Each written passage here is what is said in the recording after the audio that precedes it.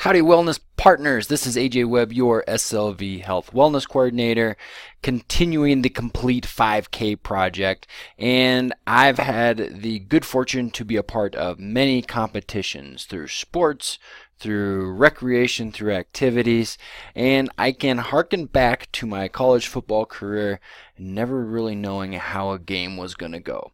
I might have had some confidence about our team's better than their team, but as for my own individual performance, it was kind of a roll of a dice. I really spent my time hoping that things would go well. And as I've grown and matured and learned how to practice and compete a little bit differently than just planning on hurling my carcass faster and harder at people than other people are willing to do, I've learned a few things. The hope is great, right? And but we don't have to hang our hats on it. I spent a lot of time saying I hope this thing goes well. This quote right here: hope is not a strategy, luck is not a factor, and fear is not an option. And that's a quote from James Cameron, and I'm sure you've seen some of his work, in particular the movie Avatar. Avatar was this great experiment with CGI, some of the craziest technology that there was for making movies, extremely expensive, and hey, James, do we hope this goes well? That's what he had to say about that, because James had spent so much time thinking about working on and developing the technology. He said, nah, hope's not a strategy here. After competing in college football, I started doing competition shooting, which has an element of competition to it, but it's more about holding still than it is running fast. So it's kind of the opposite of football. So I had to develop a mental management game. And one of the tools that I got to use from one of my mentors was this book right here. It's called With Winning in Mind. It's written by an Olympian named Lani Bassam. Lani Bassam went to, I believe it was the 72 Olympics, was winning his final event in the rifle shooting competition, and just lost it. He just fell apart under the pressure of having the lead, and he ended up getting silver. He wanted to figure out what the heck happened? Why did this occur? So he spent lots of time interviewing Olympic gold medalists from wrestling, biathlon, luge, all these different practices, and teasing out what makes a winner a winner. Now, let's caveat this, because maybe your 5K is coming up and you have no interest in winning it. Well, I would estimate that you do have an interest in doing the best that you can, and really there are some fluke type wins and some unexplainable wins, and some folks that have been blessed with the circumstances to win. But we see folks that come in on the podium again and again and again, and it has a lot to do with doing their own personal best and not succumbing to the wildness of competition. Competition can bring out the best in us and push us to new limits, records, things like that. But at the same time, when it gets the best of us, we try to outperform our best abilities. And for a 5K, that may be running too fast right out the gate, and then you have to slow down, take a break. Not that that's the end of the world, but it doesn't allow you to express yourself fully through that particular event, if that's what you're interested in.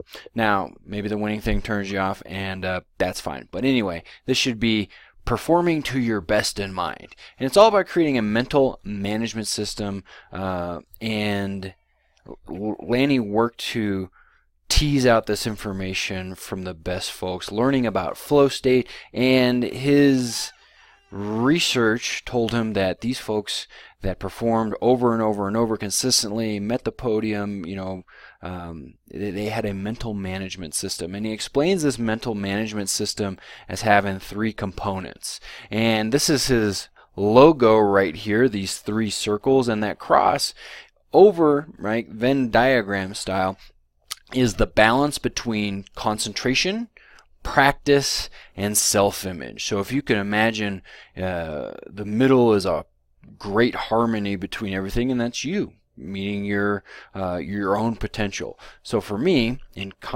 competitive shooting, I knew how fast I could go through stages, and I was okay with that. And by doing that, I was allowed to go shoot some of the big matches, understanding where my practice level was, and not try and go too fast and miss or anything like that. And I was able to perform pretty well at the National World Championships.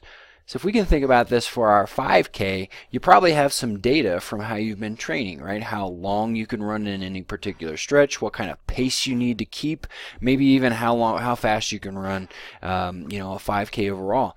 By not trying to outperform that just because it's competition, you might be less likely to bonk or sabotage yourself by going too fast right out the gate. So the idea here is having confidence in what you have done and not having expectations like, oh, I need to do better than the way I've been practicing all of a sudden because it's a game time. Anyway, don't take that information from me. Get Lani's book.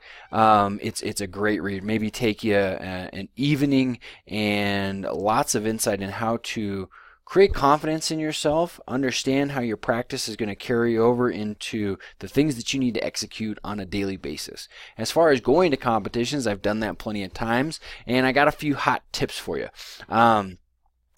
I'd encourage you to think about training the same time as your event, right? So if it's going to be at 9 o'clock in the morning, see if you can work in a few 9 a.m. sessions on the weekends before you go and do that. All that's going to do is just give you an idea about how your body's going to feel. If you're typically running in the evening, 6 p.m., something like that, it will feel just a little bit different. Practice some positive visualization. Lani Bassam is huge on visualization, especially when it comes to reinforcing your subconscious mind, right? He says that your regular mind and your subconscious mind, like, you don't know the difference, for the most part, between visualizing very thoroughly a positive outcome and actually going and doing that. And so visualization is just free practice. So imagine crossing that finish line and you wore out, but you did your best and you're happy with your effort.